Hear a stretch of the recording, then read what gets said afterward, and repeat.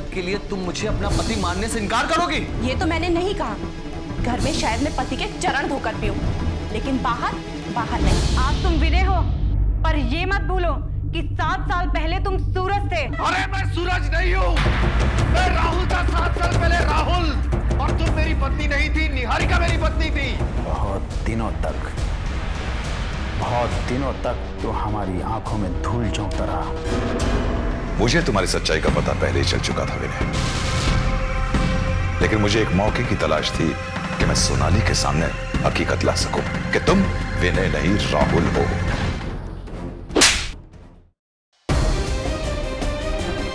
मैं तुम्हें रमेश की हत्या और निहारिका पर जानलेवा हमला करने के जुर्म में गिरफ्तार करता हूं। चलो मेरे साथ।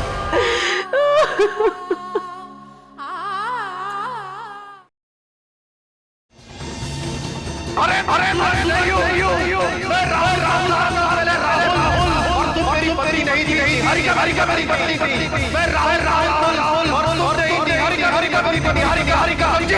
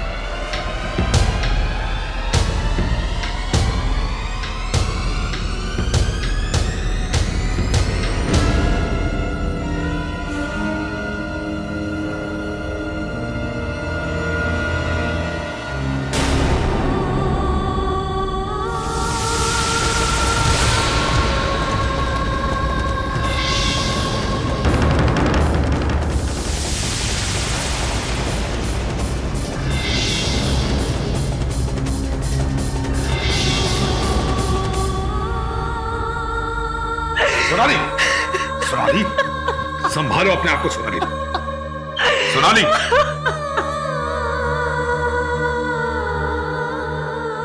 सॉरी पापा।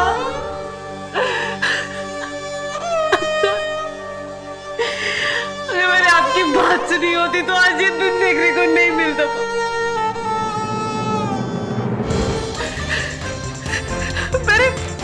मेरे धोखेबाज इंसान के कारण आपको भी कितना दुख पहुंचा। विनय का प्यार सब दिखावा था पापा, और मैं प्रेम को भी समझ नहीं पाई। विनय का असली मकसद तो हमारी प्रॉपर्टी, हमारी दौलत ध्यान था पापा। मैं क्यों नहीं समझ पाई? कोई बात नहीं बेटा, कम से कम आज तुम्हारी आंख तो खुल गई। जाने अनजाने में मैंने निहारिका को भी कितने दुख दिए। मेरी वजह से उसका पति से दूर हुआ, और शायद इसीलिए आज भगवान ने मुझे इतनी बड़ी सजा दी। मुझसे मेरी सारी खुशियां छीन ली भगवान ने। अपने आप को दोष देने से कोई फायदा नहीं बेटा, ये तो सब हालात और तकदीर का खेल है। नहीं पापा, निहारिका ने राहुल को कितना प्यार किया, और उसको बदले में क्या मिला? धोखा।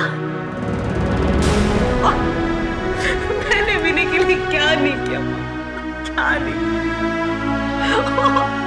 और उसने मेरे साथ इतना बड़ा धोखा किया।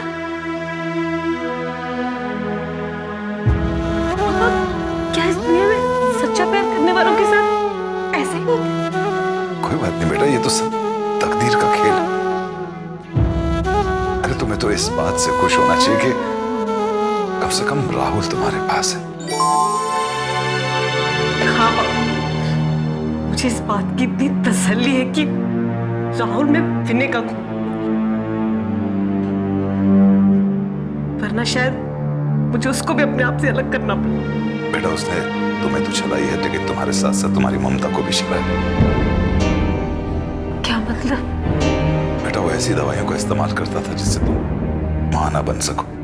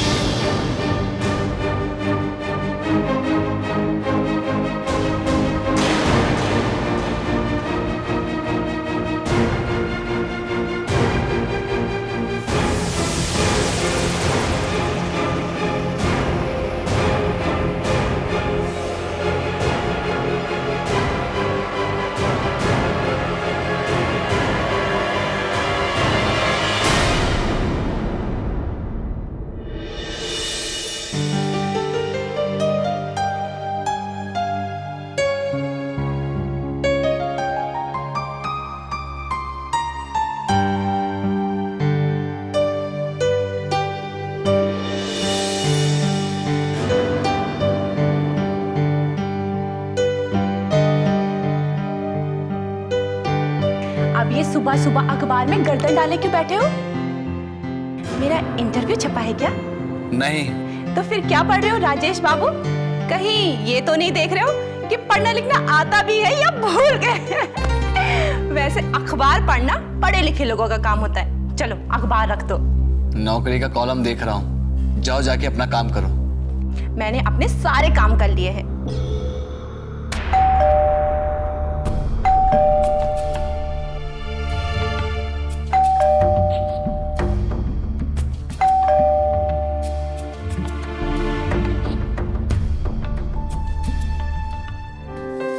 हाय।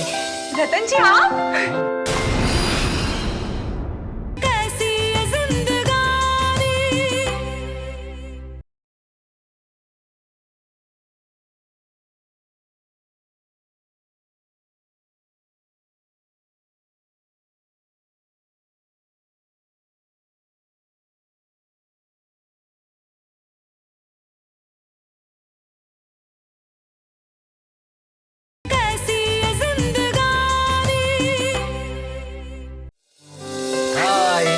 रतन जी आप? आइए आइए। और कैसे हैं? बस फर्स्ट क्लास। और क्या चल रहा, तैयारी चल रही है आपकी? पूरी तैयारी चल रही है। राजेश, ये रतन जी हैं, मेरे डायरेक्टर प्रोड्यूसर। हेलो, नमस्ते। रतन जी, ये मेरे हस्बैंड हैं राजेश। आपसे मिलकर मुझे बहुत अच्छा लगा। मधु जी काफी तारीफ करती हैं आपके बारे में।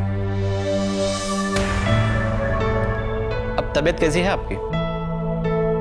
काफी अच्छी है। रतन जी आप बैठिए। नहीं आप बैठिए। Thank you. Rajesh, you know मैं रतन जी की अगली फिल्म में काम कर रही हूँ एज अ हीरोइन। कमाल की स्टोरी है, पूरी फिल्म मेरे ऊपर है। हाँ, हर एक नई हीरोइन डायरेक्टर की अगली फिल्म में काम करती है। ये तंज है या हकीकत? राजेश, इन्होंने बहुत बड़ी बड़ी फिल्में बनाई हैं। जैसे जैसे भागते भूत की लंगोटी, कब्र से निकला पंजा, लड़का बना लड़की। काफी अच्छी फिल्में बनाते हैं आप। जी शुक्रिया। वो क्या है ना, बड़ा डायरेक्टर हूँ तो किसी चीज में कॉम्प्रोमाइज नहीं करता। वो तो है, मैं भी नहीं करती। हमारे ख्यालात कितने मिलते जुलते हैं ना।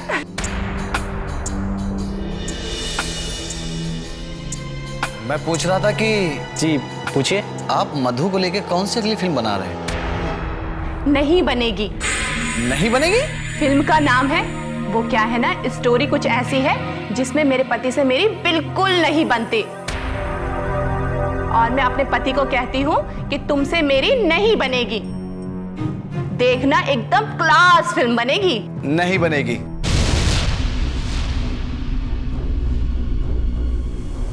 टाइटल अच्छा है।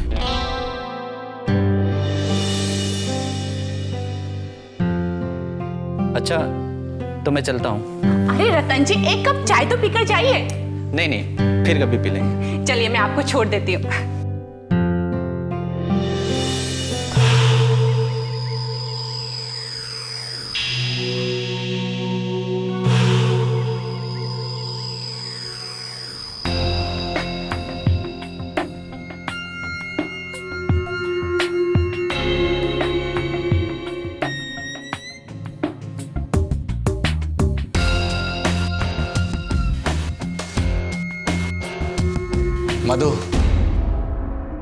ये आदमी बहुत बड़ा फ्रॉड और चीटर है।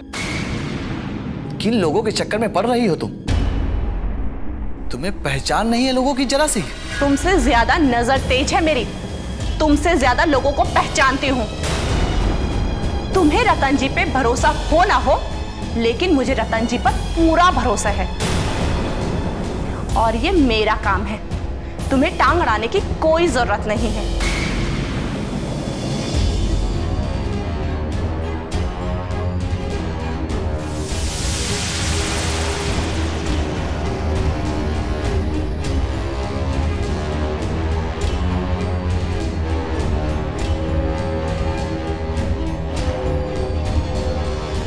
ये सब मेरी गलती है। अगर आज मैंने मधु को इतनी छूट न दी होती तो शायद आज मधु इतनी आजाद नहीं होती। मैंने हर गलत सही बात मानकर उसका साथ दिया, जिसका परिणाम आज मुझे देखने को मिल रहा है।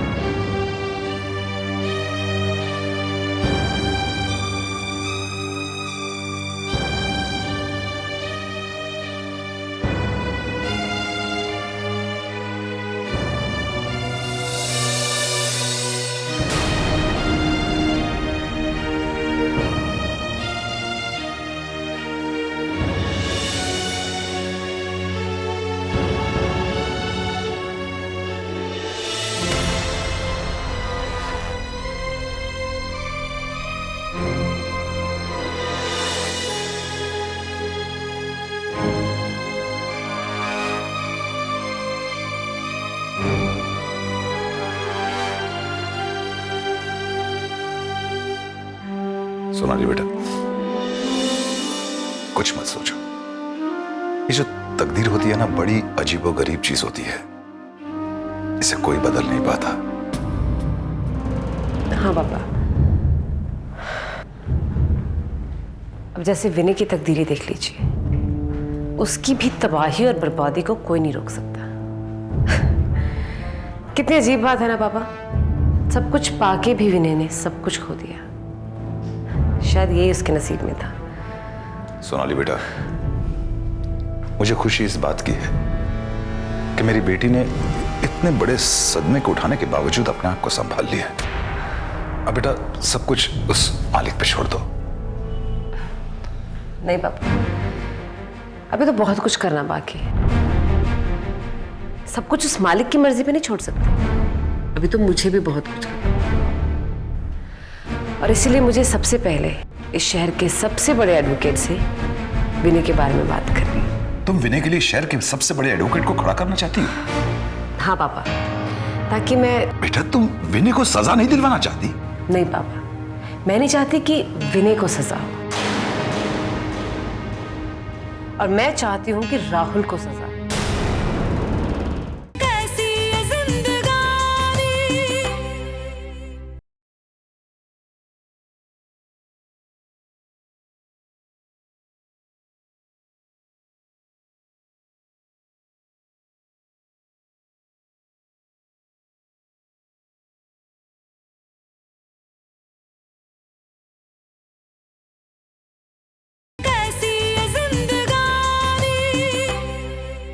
बेटा तुम विनय को सजा नहीं दिलवाना चाहती? नहीं पापा, मैं नहीं चाहती कि विनय को सजा हो, और मैं चाहती हूं कि राहुल को सजा हो, और ऐसी सजा कि वो राहुल को जिंदगी भर याद रखे, जिसने कि विनय का रूप धारण किया। अच्छा, तो तुम उस राहुल की बात कर रही हो? और मैं राहुल से अपना नहीं, निहारिका का बदला लेना चाहती हूँ, क्योंकि आज निहारिका जिस हालत में है, शायद वो अपने साथ हुए अन्याय का कभी बदला ना ले पाए, लेकिन मैं उसे इंसाफ जरूर दिलाऊंगी, और ये मेरा प्रण है। और पापा, जाने अनजाने में ही सही, लेकिन निहारिका की जिंदगी मेरी वजह से बर्बाद हुई, इसलिए राहुल से बदला लेना ही अब मेरा प्रायश्चित होगा। बेटा मैं तुम्हारे विचार से बहुत खुश हूँ। तुम्हें निहारिका का इंतकाम जरूर लेना चाहिए। तो पापा प्लीज आप इस शहर के सबसे बड़े वकील से बात कीजिए अभी। मैं आज ही एडवोकेट से बात करके आगे की कार्रवाई शुरू करवाता हूँ। पापा मैं अपने बच्चे का नाम भी बदलना चाहती हूँ।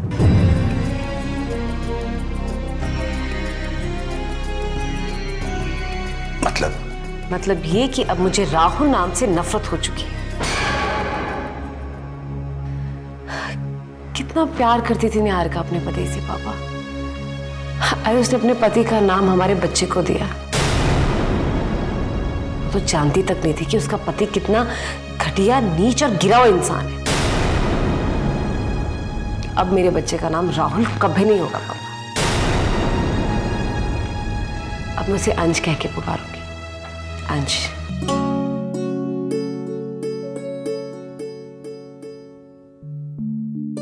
अंश बड़ा प्यारा नाम है। आज से हम उसे राहुल नहीं अंश बुलाएंगे। अंश।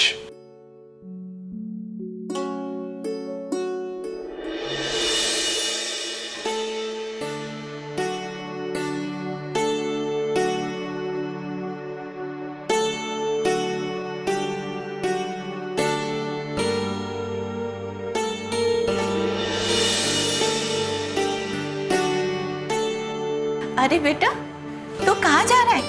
माँ मैंने नौकरी के लिए 1-2 जगह बात की है, बस उसी इंटरव्यू के लिए जा रहा हूँ। बस आशीर्वाद दीजिए एक अच्छी सी नौकरी मिल जाए। लेकिन आप लोग सुबह सुबह। अरे बेटा हम मंदिर गए थे तेरे लिए प्रार्थना करने के लिए। बेटा पंडित जी से तेरे लिए देवी माँ का धागा लेकर आई हूँ। इसे पहन ले, तेरे सारे काम बन जाएंगे। और हाँ, अपने पिताजी से आशीर्वाद भी ले ले। मेरा आशीर्वाद तो हमेशा इसके साथ है। खुश रहो बेटा, खुश रहो। खुश रहो मेरे बच्चे। बस बेटा आप खुश रहा कर। हम तेरे चेहरे पर किसी भी तरह की कोई शिकन नहीं देखते। अरे बेटा तेरे चेहरे पे उदासी अच्छी नहीं लगती है। अरे बेटा पुरानी बातों को भूल जा, खुश रहा कर बस। नहीं पापा, मुझे अपनी सारी गलतियों का प्रायश्चित करना है।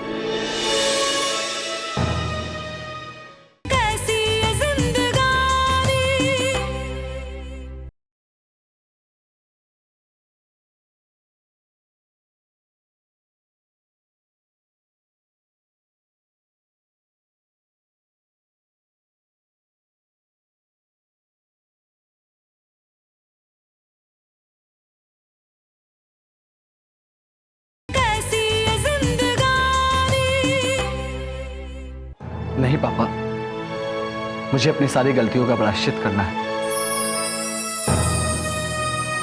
अब आपके लिए एक लायक बेटे का कर्तव्य निभाना है। सुबह का भूला अगर शाम को घर आ जाए तो उसे भूला नहीं कहते।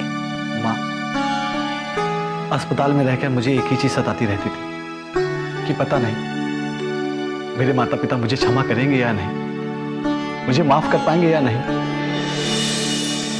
अरे बेटा कैसी बातें कर रहे हो?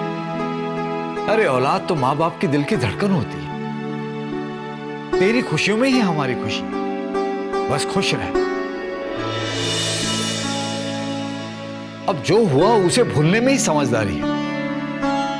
देखो बेटा, इंसान अपनी गलतियों से ही सीखता है। जा बेटा जा, भगवान तुझे हर कदम पे सफलता देगा। मेहनत करो और सफलता तुम्हारे सामने होगी। जाओ, कामयाब होंगे। खुश रहो। आशीर्वाद दो। खुश रहो बेटा।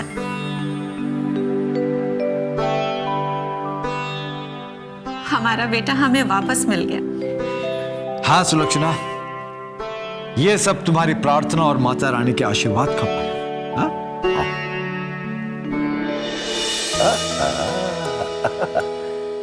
आज से हम आपको अंश बुलाएंगे। अंश। हाँ, अंश का मतलब पता है बेटा? अंश का मतलब होता है जिंदगी का हिस्सा।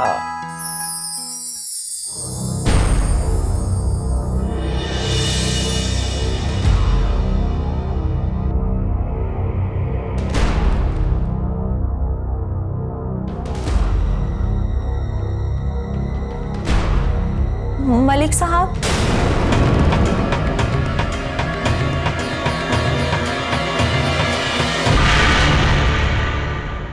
उस वक्त तुम्हारी ममता कहां चली गई थी जब तुम इस नन्ही सी जान को संस्था में छोड़कर चली गई? मेरी ममता पे बिल्कुल विश्वास नहीं करता। जब लोगों के सामने मेरी इज्जत उछाली जाएगी तो मैं बिल्कुल रोकूंगी। हमारी नौकरी से तुम्हारी इज्जत उछल रही है। मेरे पास काम के लिए मदद मांगने आई थी तो मैंने सोचा क्यों ना हम इसे राहुल की देखभाल के लिए रख लें, तो मैंने इसे रख लिया। लेकिन पापा, आप इसे रखने से पहले मुझसे एक बार पूछ तो लेते ना। क्या समझाना चाहते हो मुझे कि मैं अपनी इंसल्ट बर्दाश्त करूं? तुम कुछ भी करो, मैं अपनी इज्जत की कोई परवाह नहीं करूं।